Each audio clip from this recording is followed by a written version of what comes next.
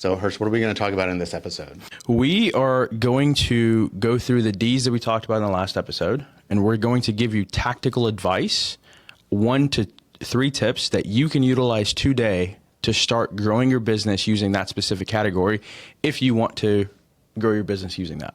There you go. And in this market, we really need to be doing that because the people that are buying real estate right now are people with needs, right? No one's buying it with a 7% interest rate because they just want a new kitchen. Yeah. Right? Yeah. So let's get into it, Mark. So our first D was diapers. Okay. Right? And the first thing you can do, super easy, is be present on social media enough to look at your clients and the people in your sphere. And when someone announces they're pregnant or you see pictures of a gender reveal, send them a congratulations card. Just acknowledge the pregnancy. Like that puts you in front of them again so that they think of you, and it might open a conversation. Absolutely. And that's through social media. That's through your weekly calls that you might be doing, text message check-ins, whatever it is, and however you stay in touch with people. Just add this as a separate thing to do when you realize they have great news to share. Yeah, it could be as simple as a DM when you see it online. You know, you just send them, hey, congratulations, I'm so excited for you guys, and start a conversation. Yeah. Right. So the next one is pre-baby events. Mark, what does that mean? Hosting a pre-baby event, workshops, right? Doing workshops for all of these, really workshops are kind of a go-to. Absolutely. You can, because people are looking for information always, and they can only get so much online, and you can host workshops on planning for having a baby. Yeah. Right. You can work with people that are, that are experts in this and have them be at the event. You just host it and you're there to talk about real estate and how much square footage, like we talked about in the last episode, the 300 to 400 square feet you need to add per child coming into your world. So that would be, a pre-baby event. Yeah. And this sort of just follows the announcement, right? And you can send them an invite. Hey, I'm hosting this in a month, maybe do once a month, once a quarter, whatever that looks like. Hey, why don't you come to the next one? Right. And you'll learn a thing or two. Yeah. But I like the way to frame it as preparing for a growing family. Yeah. Right. So. Personalized congratulations. You mentioned that. Yeah. Sending something of value, whether it's a card or a gift. Absolutely. Yeah. Just acknowledging the pregnancy, acknowledging the birth, whatever it is. Yeah. Again, we should be staying in touch with our clients and being aware of what's going on in their world so that we can anticipate needs instead of just waiting for someone to call us and go, hey. Sure. What we're trying to do today, too, is give you information and ideas to get in front of people before the need is actually there. Yeah. Because most people maybe you do have people in your world that'll call you like this and they say, hey, we just had a baby. We need to buy a new house. Right. If you weren't there to know that they were having a baby, you didn't really have a relationship with them. Right. Great. You'll get a transaction, but is that really how you want to grow your business? By luck? Exactly. The kind of one way I've done this in the past is when a client of mine told me she was throwing a baby shower for her friend, right? And my first question was, are they bursting at the seams yet? Yeah. And it started a conversation about, they're like in a 2-bedroom house, blah, blah, blah. I was like, well, gosh, if only you knew a good realtor, right? And just did it in a very light and playful way, and it got me a buyer. That's awesome. That's awesome. Child-friendly events. You have children. What kind of child-friendly events would you go to? Anything where they can play and run around so they sleep easier at night. It's like bringing my dog to fetch. Yeah.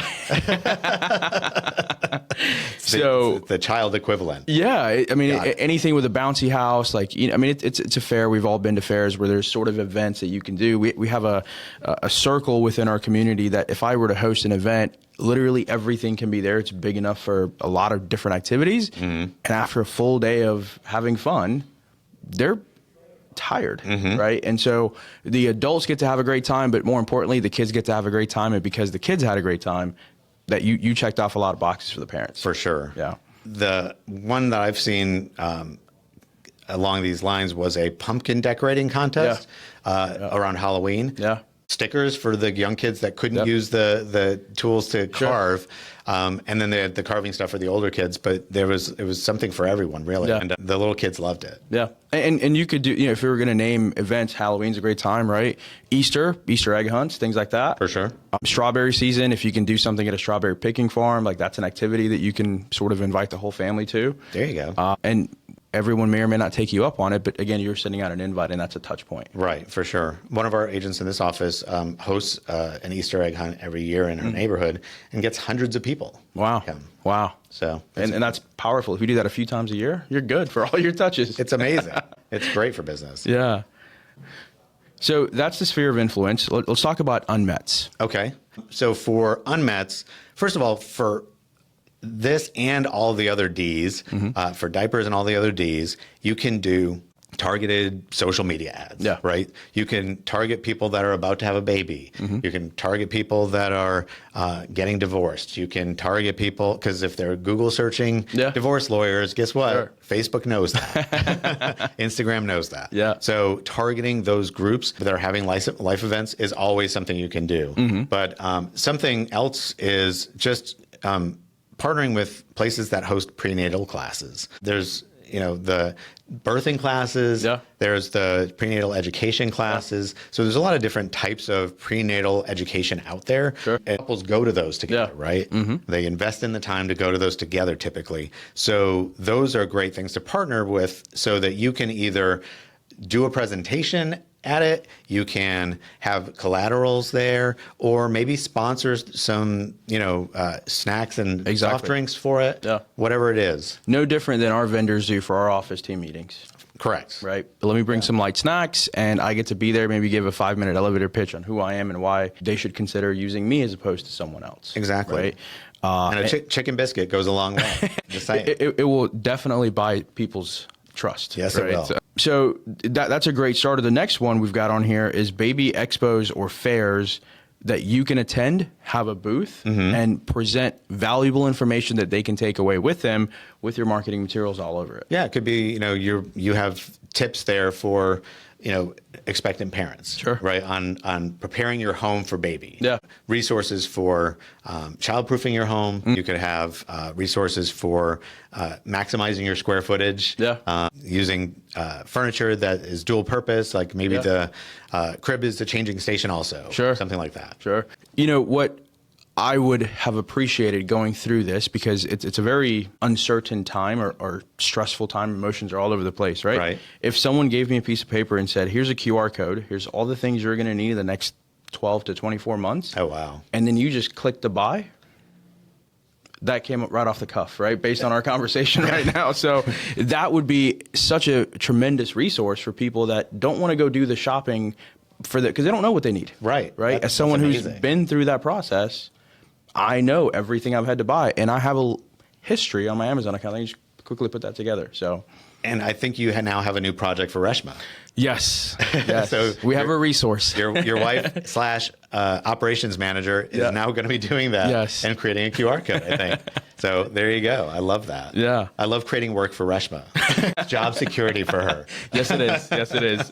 So the next D is diplomas. We talked about graduation gifts, right? Again, your clients post online when their kid's graduating. Yep. Send them a card, send them a gift. It depends on your relationship with them, but acknowledge it, right? Just acknowledging it, and then also invite them to an educational workshop, right? How to offset the cost of college. That'd be a great workshop to start hosting for people that are getting their kids into just in high school, right? Because one of the tips is, how do you invest in properties around college towns where their kids might be going? So if you turn an expense like room and board, like we talked about last week, into an investment that's going to appreciate over the 4 years they're in school, and maybe longer, because you'll probably hold it longer, then you've now added tremendous value. Absolutely. So, absolutely. And probably helped them think about something they haven't considered. Sure. Sure. For unmets, how do we get in front of people we don't know, Hersh, for the diploma era?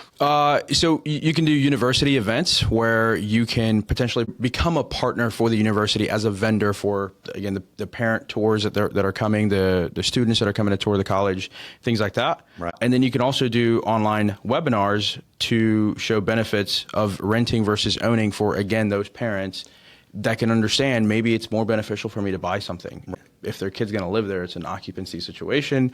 Hopefully the down payment is a little bit lower. And you can do these as recorded webinars, right? Yeah. Like you can record this and run it over and over and over again, and you don't even have to host anything more than once. You don't even have to do it live. You record it, you do it, and then in the chat, your assistant or you are in there answering questions. I've been on plenty of pre-recorded webinars, and I can usually tell because we've seen them now, right. But it doesn't matter. No. I've got the information, and if I want to do it at 11 o'clock at night because I'm in bed and I want to watch it, right. I want to be able to do it then. There are services that do that. They do that hosted, recorded webinar, and it'll run every couple of hours. Yeah. So when they go to sign in, it's like, click one of these next times to sign, register for, and then it gives you a little countdown till the next one. Yep. So that's it's a great piece of leverage. Sure. That's doing business development for you while you're not actually doing it. Yeah. And at the end of it, if you have the ability to put a Calendly link or something in there, you just got an appointment from something that you didn't necessarily have to work for. Right. And that's a great way to run a business. Have people show up on your calendar. I love that. I actually use Calendly, and it is true. Like, oftentimes, someone will give that out, and all of a sudden I get an appointment request. Yeah. And I'm like, oh, okay, I've got a new agent I'm talking to, or I've got a new opportunity. Yeah. So it's pretty cool. Diamonds. Well, this is exciting. You should know when your friends are probably going to be going through this, and if you're really, really close, you'll even know before 6-7 months ahead of time. And so use that to your advantage. But the biggest one, again, on social media or just staying in touch with your database, it's going to be announcements. Yep. Always an engagement picture that's posted. Yep. With a diamond in it. With the diamond in it. There's an engagement announcement, but it may be just as simple as like, she said yes, or he said yes, right? So having the presence of mind and intentionality to acknowledge those, and again, DM them, send them a nice card, something. I like DMing because it's actually creating a conversation. Yeah. Right? It's a two-way conversation because you say something and then ask a question. Yeah. And for guys, it's always, did you actually get your speech out? Right. Did you actually say what you wanted to say? And the answer is usually no. Well, women ask women to marry them too. Yeah. And women ask men to marry them. Yep. So we're going to update our reference there for Hersh and bring him into the 21st century. That's right. That's right. So diamonds for your sphere, what else could you do? So we've got home buying workshop for couples. Yeah. Like just if you do home buying workshops on a regular basis, most people do first time home buyer seminars, right? Yeah. Why not make one of those per month a home buying for couples workshop? And you can talk a little bit about how to work together to make sure both of your needs are met and that kind of thing, and just tailor it slightly and package it in a different way so you attract a different audience. Yeah. Right. And could couples come to your traditional home buying workshop? Absolutely. But at the end of the day, if you package it in a specific way, you're likely to attract more people that are literally going through a life stage at that point, right? So, right. Or multiple life stages in that same workshop. So, and you're reaching out to people and saying, "This is for you." Yeah. Right. Yeah. And people, that resonates with certain people. Because what's that saying? If you are talking to everyone, you're talking to no one. Correct. Yeah. There you go.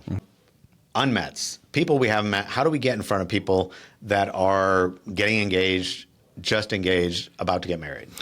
This goes back to the school side, right? It's partnerships with people in the wedding industry.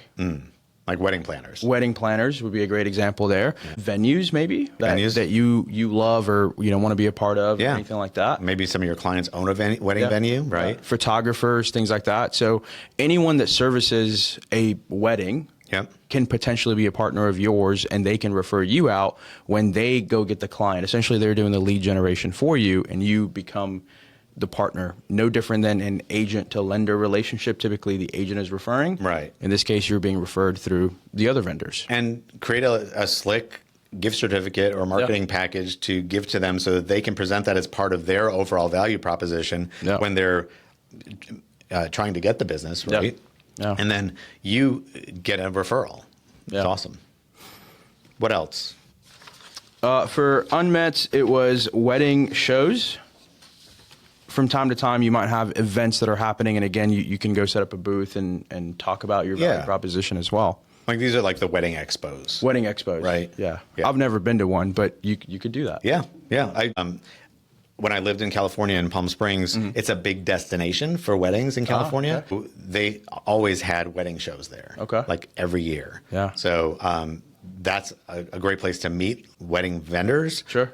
And to meet folks that are looking at getting married. Absolutely. Right? Absolutely. A lot of times brides will go with their moms to these wedding shows, I've found. Yeah. Because it's usually women making decisions. If there's a woman in the mix, 80-something% of consumer decisions are actually made by women. Is that a fact, really? Yes, that is a fact. So only have 12% say? Yes, that's pretty much it. Reshma lets you think you have a 50% say, but you don't. I just figured out the secret. I love that. She has you so fooled. I love it. Debt and distress. So this is a little weird one because a lot of times people don't really talk about I'm in debt. Sure. I'm in financial distress. No. I'm drowning in debt and I don't know what to do about it. Yeah. Right. So there's not really a ton to do. There's a bunch of things that when we asked ChatGPT, it came up with ideas. Yeah. Are they things that we think you would actually do or that would actually work? Probably not. Yeah. So the best thing we can recommend on that is when you find out that someone is, talk to them about their options. And if they own a home, talk to them about can they do a refinance? Sure. Can they do a home equity loan or a line of credit? Or can they sell their home and get out of debt and start fresh and rent for a year, take a breather, and then start over? Yeah.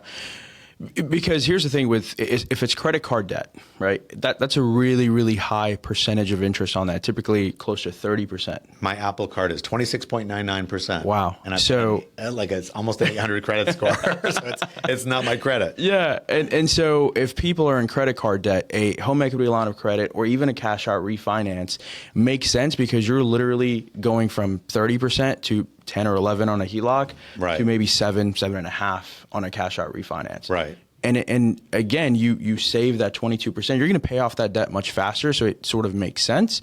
And if refinancing is not an option based on job scenarios or things like that, then maybe just selling it, taking the cash from the proceeds and paying it off is going to give you the start that you need to be able to get back on your feet again. Yeah. And if they do a loan, like a cash out refi or even a home equity loan or line of credit, those are tax advantaged, right? That interest can be deducted.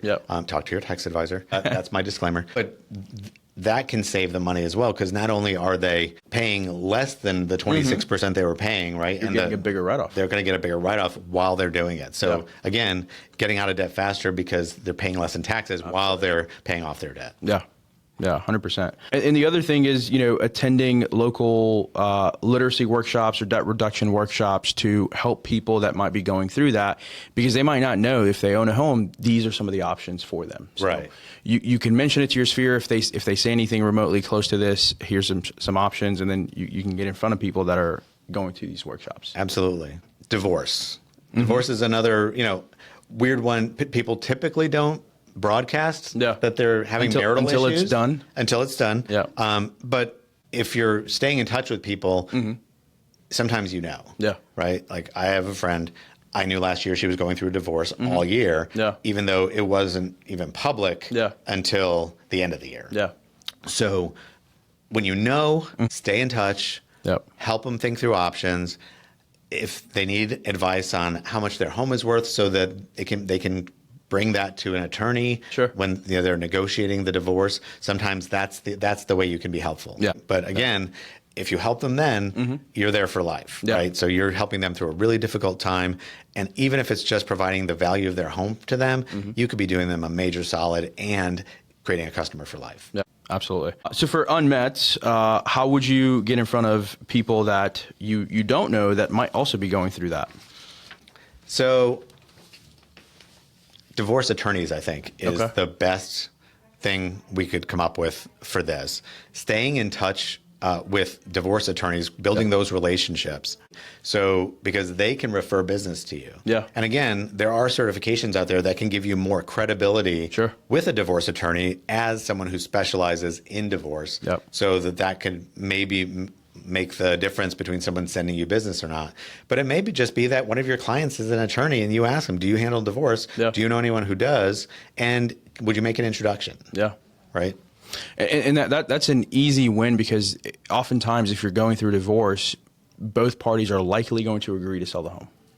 And that's the toughest time, because they're not seeing eye to eye. And so if you have those accreditations, you can be a valuable resource to help them transition much, much better than a traditional agent could. Absolutely. So we have an agent right now, one of her clients, they're splitting up. It's not a legal divorce. They're not married, but they're splitting up. So she's helping them sell their home and helping both of them buy new homes. Nice. So because she has a relationship with both of them. Sure. Yeah. Disability and disease. Another interesting one that you likely won't know until things have already happened. Right. Right. So it goes back to checking in with your folks and staying in communication with them throughout the year, so you know what's going on in their lives from a sphere of influence perspective. Right. And I think a lot of these, there's some synergy between just stay in touch with your people. Yeah. Right. I mean, this is how we learn about these life events, right? This is why we ask Ford questions: family, occupation, recreation, dreams. What's going on in your world? Yeah. Those are just some big picture questions, like how's everything going? What's been going on in your world? How's work? Because if you say how's work and they say I'm getting laid off, oh, financial distress, right? Like there's a life event happening. Sure. So yeah, staying in touch with people is key. And then for unmets, we talked about building relationships with assisted living facilities. So when someone is touring an assisted living facility or signing up with this assisted living facility for their loved one, because a lot of times people they're too sick to live on their own. A lot of this is like Alzheimer's, things like that, right? When they're going into one of those facilities, there's a lot of things they need, and real estate help is one of them, and they usually have resources. So be one of those resources for them. So develop a relationship with the folks who are the people talking with the family when they're coming in to bring someone into the assisted living facility, because chances are they're looking for legal help. Sure. They're looking for real estate help. They're probably looking for tax and financial help, because it brings on a whole lot of new issues in their world. And the thing is, in my earlier example with the babies, like you don't know what to expect and you don't know what you need. Right. This is one of those scenarios. If it's your first parent or someone that you're taking into this sort of life stage, you don't know what you're going to need. Yeah. And so you can help them sort of realize, hey, here's the easy button. Here's all the things, all the resources that I have that I can provide. Right. And then we get to our least favorite, death. Death. Because none of us want to die. No. But everyone does. So we got to deal with it. Yeah. Estate planning, right? Estate planning attorneys. Again, another great resource for meeting unmets in this D. Yeah. And as we've talked about before, I work with a lot of investors who have multiple properties already sometimes, but they don't have any of the estate planning done. They're all in individual names. They're not in LLCs or a trust or anything like that. So even if people aren't necessarily going through that death phase, it's like you said, Mark, you do have to plan for it, because it could be tomorrow. It could be 30 years from now. Absolutely. So educating your folks on, hey, if you have a property or a couple of investment properties, or just for your parents, you can set these things up, and it typically doesn't cost a whole lot of money, but it will save you a ton in stress if something does happen to your loved ones, right? Absolutely. Or to yourself or anything like that. If you are looking to connect with your sphere in preparation of death, we talked about hosting seminars, right? Hosting a seminar with an estate planning attorney. Get to know those estate planning attorneys and get one of them to come in and do a seminar on what needs to be done. They'll give just enough information that it helps people understand they need a professional. And then they'll pick up business from it. And you can be the one talking about how it works. Someone dies intestate. When someone dies with a will, Yep. and it has to go through probate, Yep. right? There's different scenarios, and you can just sort of talk about those differences. In fact, you could even have a closing attorney there. I was just thinking, I was like, I'm not talking about that. I'm bringing Kevin in. Yeah, right. Bring your closing attorney in, Yeah. and they will talk about it. So I think that's a good opportunity as well. And I get to host a party and just be in the back and let other people do the teaching. But you get the massive win because you put it together. Right. And people will point to you, these professionals, the closing attorney, the estate planning attorney, they're going to reference you when they start talking about, and when it's time to sell the house, Hersh will help you do that. So for unmets, what can we do there, Mark, for people that we don't know? Yeah. So one of the things that I've been thinking about a lot is offering coordinated services, right?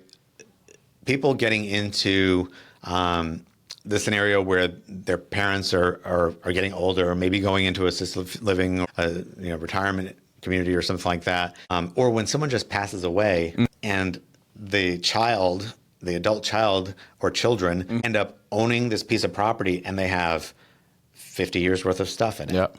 So what I thought about was having a package for people that includes an estate sale person that is going to talk to them about what that estate sale looks like, and then can actually execute it. Having junk removal services, having donation services, so trucks that'll come and pick stuff up and bring it to be donated, because a lot of times stuff left in these houses the family doesn't want. It's not really something you can sell, but it's something you can donate that someone else can use. Absolutely. So the donation services, so junk removal, donation, estate sale, and then repair work, right? Like once everything's out of the house, you can offer that part of my service when I list your home, in addition to helping coordinate all of these other activities, is I coordinate repairs. If it makes sense and it needs painting, if it needs just that broken countertop replaced, whatever it is, you can coordinate the repairs, and just offering it all as a package to people who have inherited property. Yeah. And you can go one step further, just put a little thought into this, but some of your vendors might even be okay with getting paid at close. Yeah. So if you can build those relationships, or if you have really, really deep-rooted relationships with some of these vendors, they might be okay with that because it helps that family net more, and it likely will sell faster because it's all not perfect, but in much better condition than, if you didn't do that. Right. And a lot of times people inheriting property may not have money. Yeah. Right. They may not have a lot of extra cash to do a lot of the work, but they will at closing. Yeah, sure. That's being able to offer that is a huge benefit to them. Yeah. Downsizing. Downsizing, another D. Retirement planning workshops or downsizing workshops. How to downsize. How do you know how big or how small to go with your downsizing? So helping people work through that decision-making process. Yeah. How much stuff do you need? Where do you want to be? What is the best options for you? And what are the things you need to consider when making that move? So for your sphere of influence, you know exactly who's going to be going through that if you've been staying in touch with them, like we've said before. Right. But what about unmets? How do we get in front of those people that might be thinking about this as well? Yeah, so there are senior living communities and retirement communities. So being in a relationship with those folks, those facilities, those people, that can bring you opportunity, right? Because when people are moving into a retirement community, they're probably selling a house. Yeah. And again, we talked about this. It doesn't need to be in Atlanta for you to be able to make money on it and to be able to help that person. Yeah. There are community senior centers in most major cities, and they have a variety of programming and resources available to seniors. And having your information there, and even offering to do workshops there on downsizing, is another opportunity. Absolutely.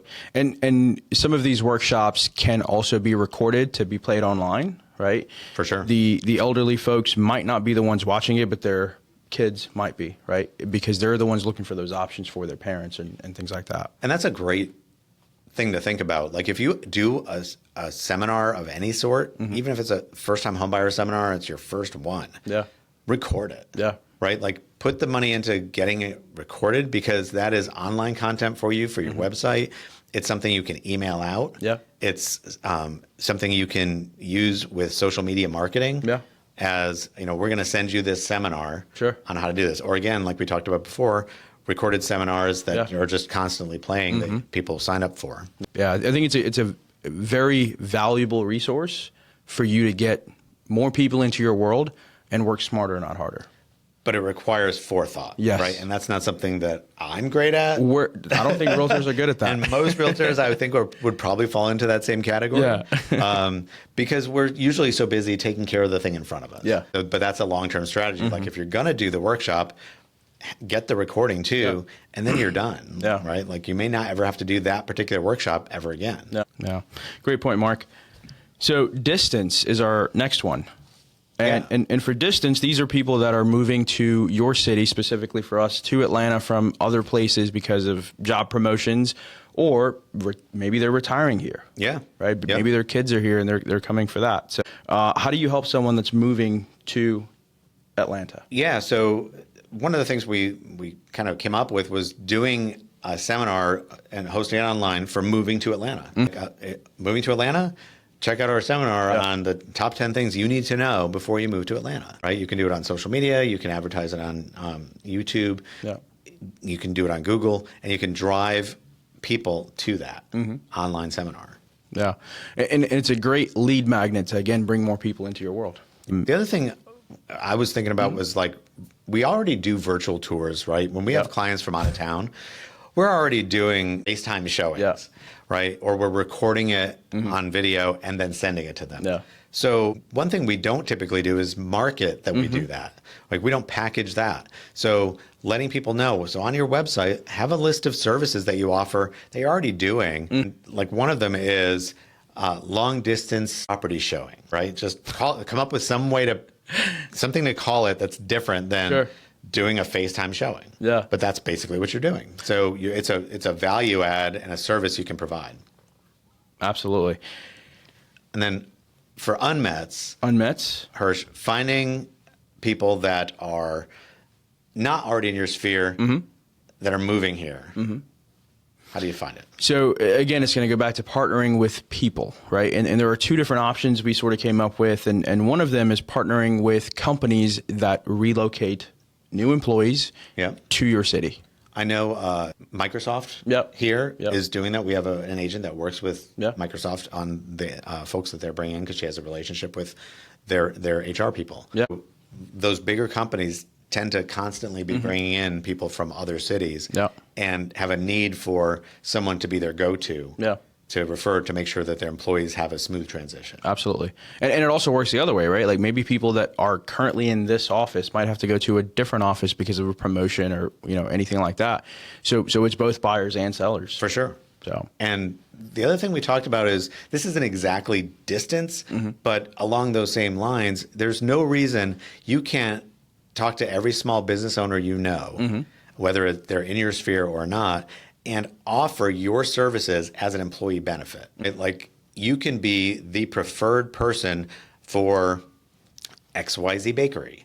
And when their employees have a need in real estate, a purchase or a sale, if they use you, you will donate $1,500 to their closing costs, right? As a buyer rebate or a seller rebate. We're willing to pay 30 to 45% to companies like Cardis Relocation and all those reload companies.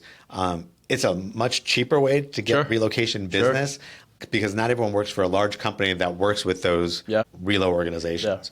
And it's a win-win for you as the agent who's going to get clients, but also for the employer that is creating an employee benefit for their folks. Yeah, it's value add that they can provide, and it doesn't cost them anything. And there's also no pressure, so they're not pushing you on anyone. But you're providing value to folks that do use you. And typically, this is best done when you already have a relationship with someone there that you've helped, so that they're already your advocate. Absolutely. As an agent, I would be talking to every business owner I know about, is this something I could do for your company? And that's a huge untapped well of referrals that you can get to is other business owners because they understand the value of referrals. Right. Absolutely. Next one is diversification. number 10, this is our final D.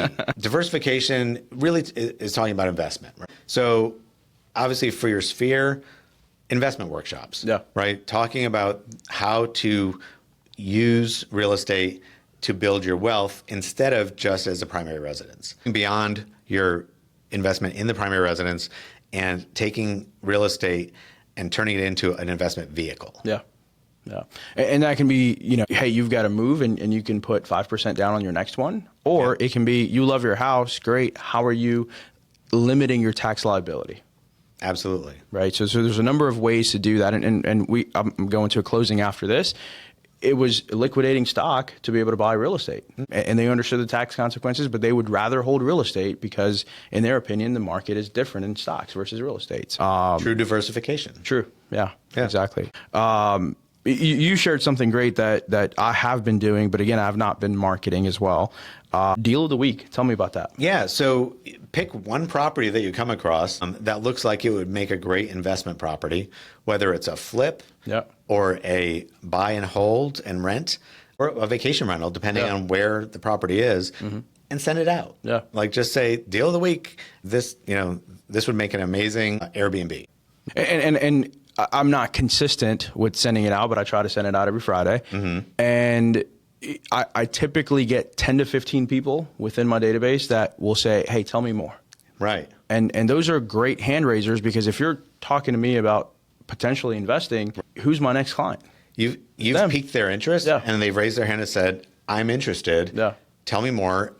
Even if it's not today, you know that that's on their radar. Yeah. Right. So you can start having those conversations and start nurturing that relationship to the point where they get to buying their first investment property. Yeah. The other thing is sharing success stories. We all have stories of people who've made a lot of money off of the homes we've helped them buy, whether it's their primary residence or not. Right. But particularly if you've helped someone house hack and then buy their next property, and now they own 3, and they have, in 3 years, they now have $80,000 in equity. Those are great success stories. Yeah. And we need to be telling them because stories move people emotionally. Yeah. And one of the things we have to get better at as an industry is sharing our value. Sure. And one of the best and least obnoxious ways to do that is in sharing success stories of our clients because we're being a cheerleader for them. They're the hero in the story, not us. Yeah. We had a closing yesterday with a seller who similar scenario, right? They bought maybe just over 2 years ago. They made over $100,000, maybe 110, somewhere in that range. In 2 years. In 2 years. Now they bought something that looked not so great. Right. Put a little bit of money in it. Had cash flow coming in for 2 years, and still made money. Nice. That's You not can't a terrible beat story. that. Yeah. Right? So many people in your world can look at that and say, I can do that. Right. You're just showing people what's possible. Right. And letting them see this is attainable. Let me do this. And you can add a few numbers to the story to say with less than $50,000 down, they made over $100,000 in 2 years. Yeah. That's powerful. Absolutely. Right? To help people understand like, wow, if I can take that money out of my equity in my current home and do that, that's amazing. Or if I can take this money I have in savings, which is my, investment fund, and do that, or take this money out of stock and do that. How are you going to do that in stock? Yeah. Unless you go back in time and buy NVIDIA, right? Man, I wish I did. Yeah, same. Well, there you have it. These are your 10 Ds that we went through and gave you a huge deep dive into, 1, 2, maybe even 3 tactical things you can do with each of these. Yep. And you can, I'm sure, come up with more. This was us using our imagination and ChatGPT to help, fuel it, just to get us started. But really, the bottom line is, who's having life events? What are the life events? And how do you connect with those people around that life event? Because the life events are what's making people buy and sell real estate always. And in a good market, people are buying for other reasons. If you're watching this on YouTube, leave us a comment. Let us know which one was your favorite. And if you're listening to this on a podcast, leave us a 5-star review, follow, so we can grow. And share this with your favorite realtor. And make sure you're talking to your clients about it too. Yeah. Because sometimes the best way to get your clients to do something is to show someone else talking about it. Yeah. So Mark, if I'm listening to this, what are 2 things that I should walk away with from listening to this episode? I think the easiest one is staying in touch with people. Amazing. Right? Because if you're in touch with people, I know in ninja selling, they call it being in flow with your clients. That's a fancy way to say you know what's going on in their world. Right. And with social media, we have so much more access to what's going on in people's worlds around us than ever before. Yeah. So number 1 would be stay in touch with people. Okay. And number 2, the power of education. Hosting seminars, it doesn't matter how many people show up. Mm-hmm. One person that becomes a client that shows up is all you need. Yep. And you can record yourself doing it and leverage the one time you did that seminar in the future for a really long time. Yeah. At least until your clothes are out of date or your hairstyle. Yeah. So what about you? So you took my 2 takeaways, just so you know. But, thinking beyond that, I think you have to understand how powerful relationships can be. Yes. Because you can host these workshops and you do all the content, or you can bring people in that are more skilled in their specific areas. So understanding the power of relationships and power of networking with specific vendors. And then on the flip side, how important you can be in someone else's business to help them. Absolutely. And leveraging the business relationships, I'll qualify that even further. Yeah. Obviously, leverage your relationships with your people, but the ones who own businesses can be huge help to your business. Yeah. And vice versa. So those are our takeaways. If you didn't listen to anything, at least listen to those. Absolutely. That's all for this episode. We'll see you next time. See ya.